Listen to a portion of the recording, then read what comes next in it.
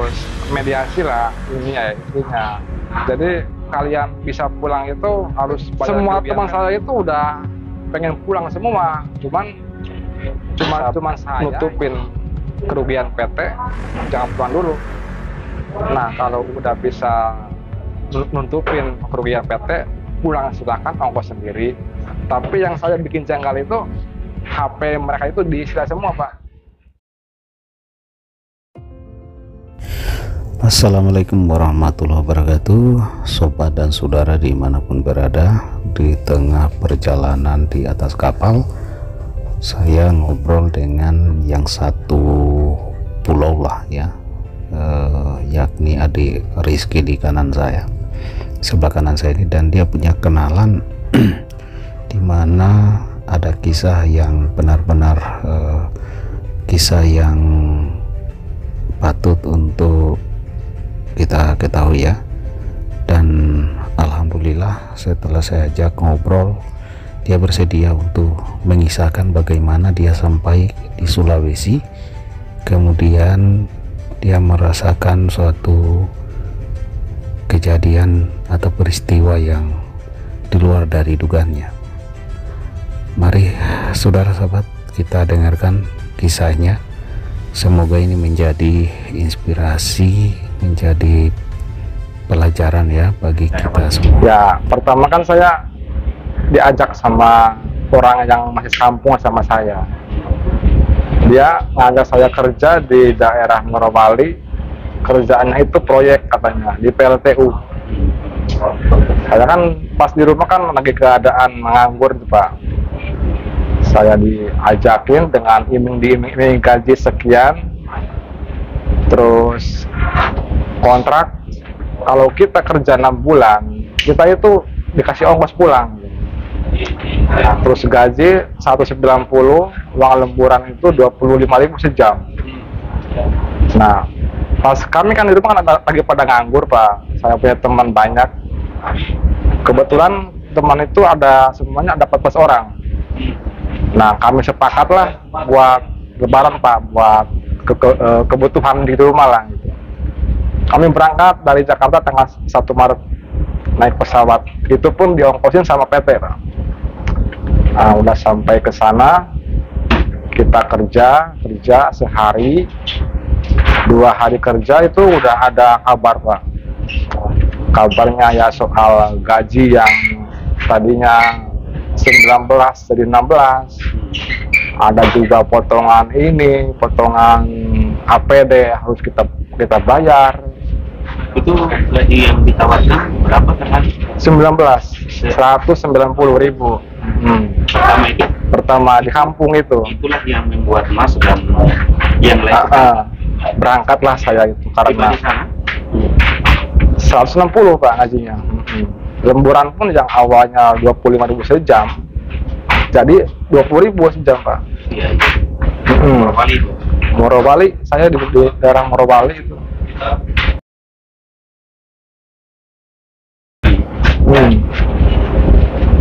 Nah terus bukan cuma itu, Pak, dari makan aja emang catering nyediain makan buat pekerja. Dia emang ngasih itulah kayak ini makan tapi kayak nanti potong gaji, Pak. Sebungkus tuh 10.000 dengan ala kadarnya aja, Pak. Cuman yang jadi masalah itu dia bungkus nasi itu subuh, kita makan siang. Wih, udah basi. Nah saya coba Bapak bayangkan, apa teman saya bayangkan, nasi yang dibungkus subuh itu dimakan siang, sedangkan saya kerja berat, Pak. Saya kerja berat, saya buka nasi itu dimakan paling 3 suap, saya mangkal soalnya udah basi, Pak. Itu juga faktor yang buat saya nggak betah di sana, Pak. Dari soal gaji, dari soal makan juga, banyak potongan juga. Saya sama teman-teman saya itu berpikir, Pak, saya di situ kalau kerja lama pun nggak bakal dapat uang, malahan badan pun sakit, rusak juga. Nah setelah kami kerja selama 4 hari di sana, kami sepakat buat pulang aja. Saya pulang sama teman-teman saya 14 orang itu. Saya minta pertanggungjawaban sama yang bawa saya. yang masih sekampung, sama orang Bandung Pak, itu 2 orang.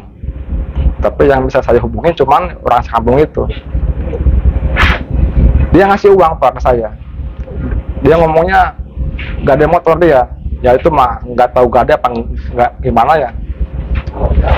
Dikirimlah kami uang 5 juta Pak. Uang 5 juta itu dipakai buat travel.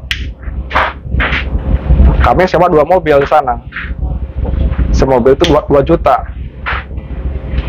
Berangkatlah kami di Morowali Pak.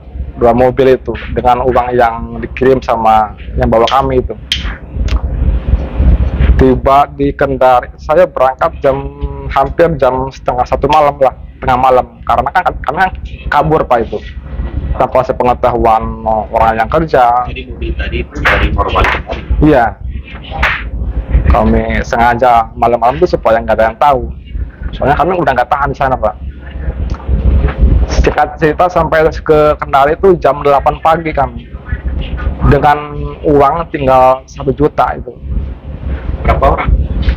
Orang 14 semuanya, 14 orang. Terus kami cari-cari informasi lah buat kapal yang bisa ke Jawa.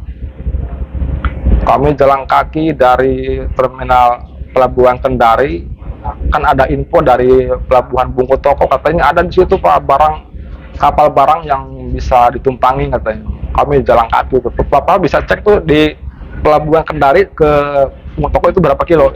Nah, kami jalan bawa tas ke sana dengan harapan di sana ada kapal yang bisa nampung kami ke Jawa. Pas sampai sana ada yang perwakilan 2 orang sana ngomong, cuman hasilnya nihil Pak, nggak ada yang bisa bantu. Tapi sudahlah, kami nggak menyerah Pak. Kami kembali ke pelabuhan Kendari, kami ngomong sama proses tempat di situ, polisi, terus pihak pelabuhannya. Nah, syukurlah ada titik terang. Cuman 1 orang kena ongkos tuh 150.000. Ada tuh uang yang tinggal sisa itu Pak. Nah, terus singkat cerita kami bisalah naik kapal ke Bau-Bau. Sampai Bau-Bau langsung cari lagi bantuan ke pihak di situ, polisi, pihak Pelni juga. Nah, ada kapal yang mau ke Jawa itu kapal Ciremai. Terus katanya pihak Pelni itu bisa bantu, tapi tetap aja seorang tuh 200.000 katanya. Sedangkan bekal kami itu yang itu udah habis Pak buat makan orang 14 itu.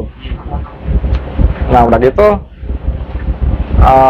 ada nanti kapalnya hari itu. Kami di sana nunggu 3 malam Pak, nunggu kapal Ciremai itu. Kita nunggu uangnya semakin habis.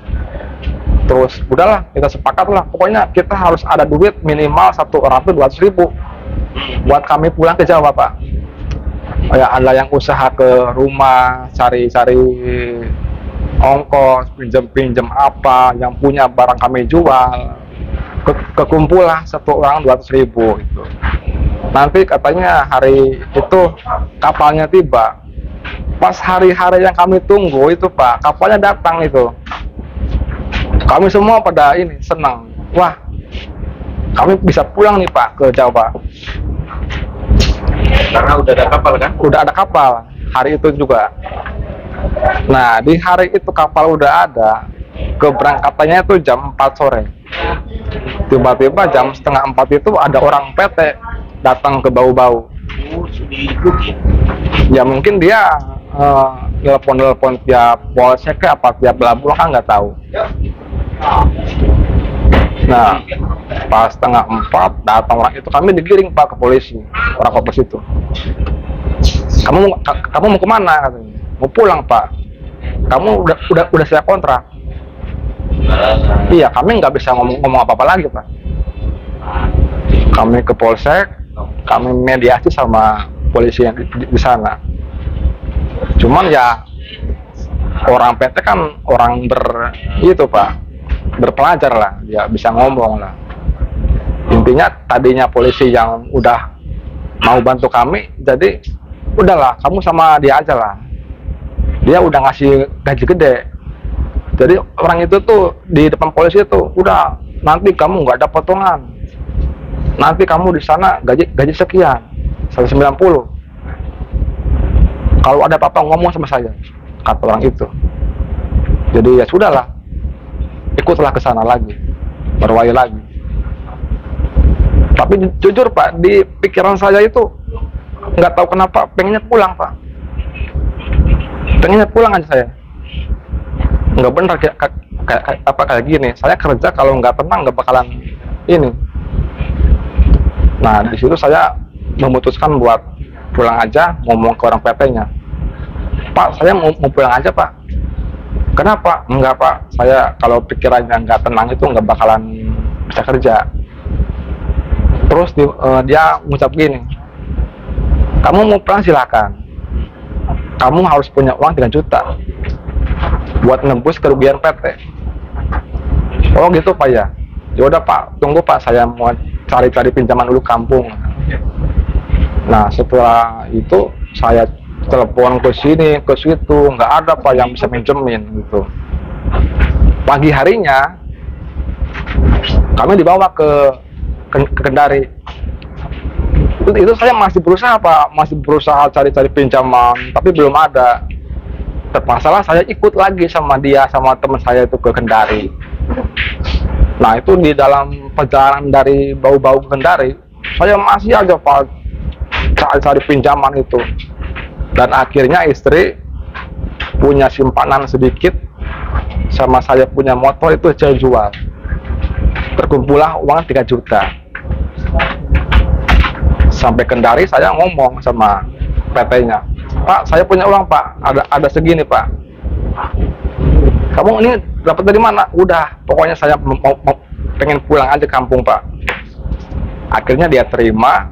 Terus saya ngomong, saya ngasih uang ke Bapak, saya mau lepas dari Bapak, dari PT Bapak. Saya mau pulang aja Pak. Oh ya sudah. Akhirnya saya pulang ke arah pelabuhan. Teman-teman saya dibawa sama mobil bak ke Morowali. Itu berangkatnya kira-kira jam 4 sorean. Dalam keadaan hujan Pak itu Pak. Di situ pun saya udah janggal. Perjalanan dari Kendari itu ke Morowali itu lama itu Pak. Sampai berapa jam? Kabarnya berangkat jam 4, nyampe jam 1 malam. Itu di mobil bak itu Pak. Hujan juga itu. Saya nggak teganya, di situ ada paman saya itu. Ya pengen nggak pulang Pak, cuman gimana, nggak punya ongkos sih, nggak punya buat nembus ke PT. Akhirnya saya ke pelabuhan, terus dapat kapalnya jam 7 pagi berangkat. Udah saya menginap di Polsek, saya nggak dibolehin. Mau nginep juga di pelabuhan sepi, nggak ada orang Pak, saya sendirian. Akhirnya saya cari penginapan aja Pak yang murah. Saya ada uang sedikit, nah, saya nginep. Paginya saya ke situ lagi, Bau-Bau lagi. Sampai di Bau-Bau, alhamdulillah saya ingat punya mantan bos yang di Bogor itu. Bu, saya lagi kesusahan, saya lagi di Sulawesi, saya ditipu orang, saya mau minta bantuannya aja buat ongkos pulang.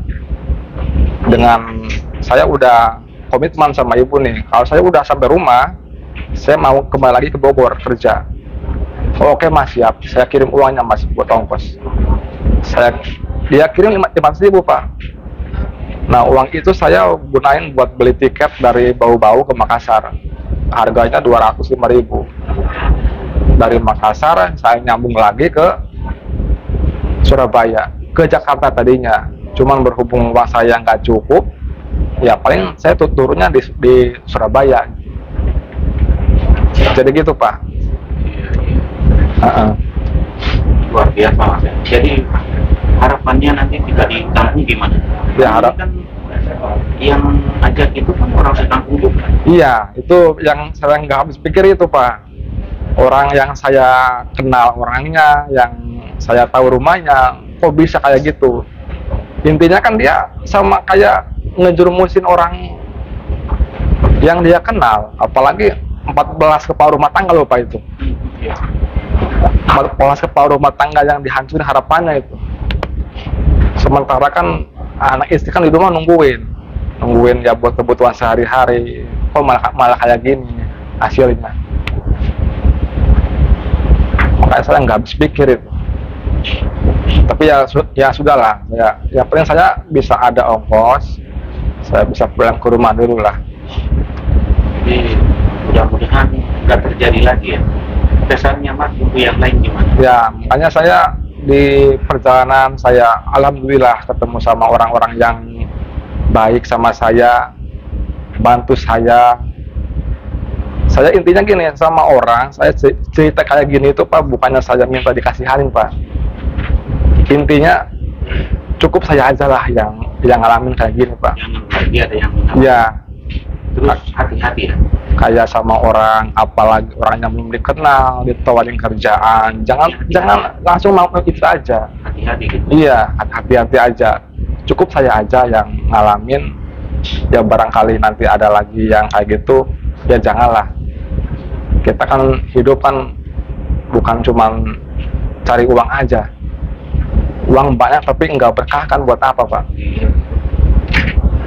Yang Jadi nanti kalau sudah nyampe di kampung mau dicari nggak itu yang mau dicari? sebenarnya saya pulang ini bawa harapan teman saya yang di sana, yang tulis orang itu. Kamu bisa pulang, kamu beruntung, kamu cari orangnya.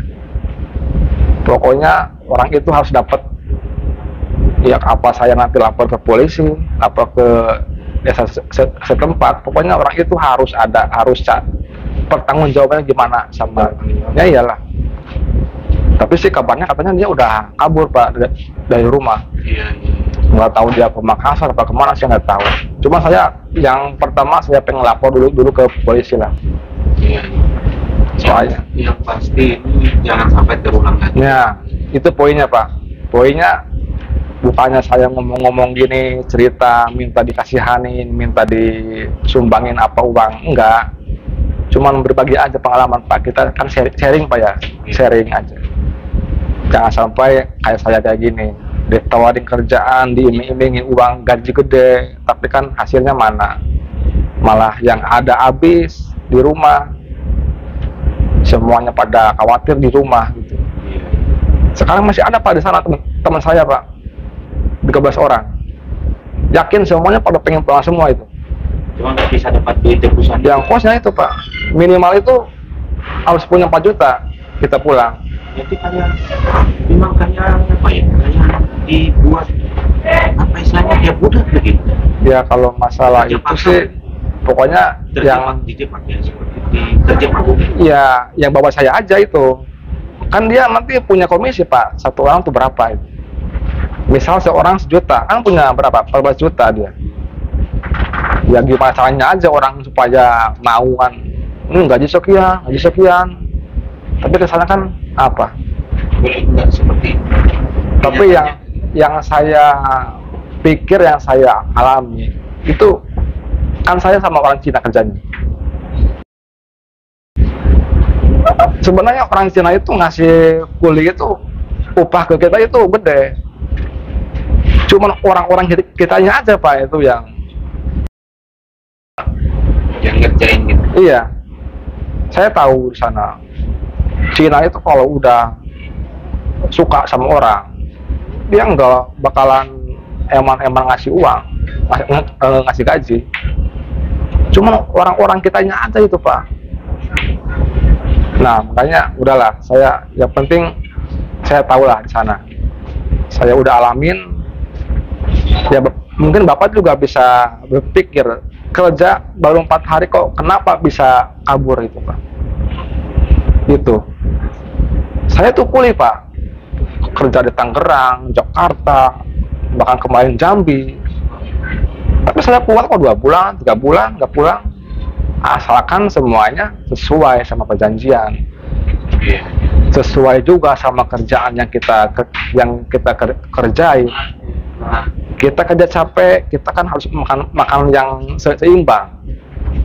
Coba paling sekali kita makan dibungkus subuh, dimakan siang. Kita udah lemes kerja, pas buka nasi, aduh kayak gini, 3 suap buah, basi itu Pak nasi. Makanya aduh udah ini nggak bener, ini nggak beres ini. Pokoknya intinya mungkin bapak juga bisa berpikir lah, kerja 4 hari kok kenapa bisa kabur, udah pada nggak kuat. Sekarang pun kabarnya 3 orang sakit Pak di sana. Ada yang meriang, ada yang ngomong katanya ini kemarin ini berangkat ke sana mobil bak hujan tapi nggak berhenti mobil itu. Nah itu kan di situ juga udah ada kecelakaan tuh juga. Mudah-mudahan artinya semua segera ada jalannya. Iya. Yang teman-teman masih yang di sana, mudah-mudahan mereka ya setidaknya bisa kembali. Saudara dan sahabat dimanapun berada, demikianlah tadi saudara kita sudah dengarkan dan simak serta saksikan. Mudah-mudahan peristiwa dan kejadian seperti ini tidak lagi terjadi ya di negeri ini. Semestinya kita yang sesama warga negara, sesama rakyat Indonesia itu saling mengasihi, saling menyayangi demi persaudaraan dan demi persatuan dan kesatuan bangsa. Kalau seperti yang dikisahkan ini, bagi saya ini perbuatan yang tidak terpuji dan bahkan mengkhianati cita-cita para pahlawan pejuang yang telah gugur dalam upaya untuk kemerdekaan bangsa. Dan kemerdekaan bangsa itu ya cita-cita mereka agar kita ini saling memanusiakan, tetapi ini yang terjadi sebaliknya. Mudah-mudahan saudara segera ini selesai sebagaimana yang diharapkan, dan saya benar-benar terharu ya mendengarkan penuturan dari saudara kita ini yang tidak bersedia untuk disebutkan namanya. Jadi terima kasih saudara, simak dan saksikan terus channel Mimbar Suara Rakyat TV ini, karena akan senantiasa menghadirkan peristiwa-peristiwa yang layak untuk diketahui dan dijadikan renungan. Jangan lupa subscribe, like, share, dan komen. Terima kasih. Sampai berjumpa lagi di episode kisah dan kejadian berikutnya.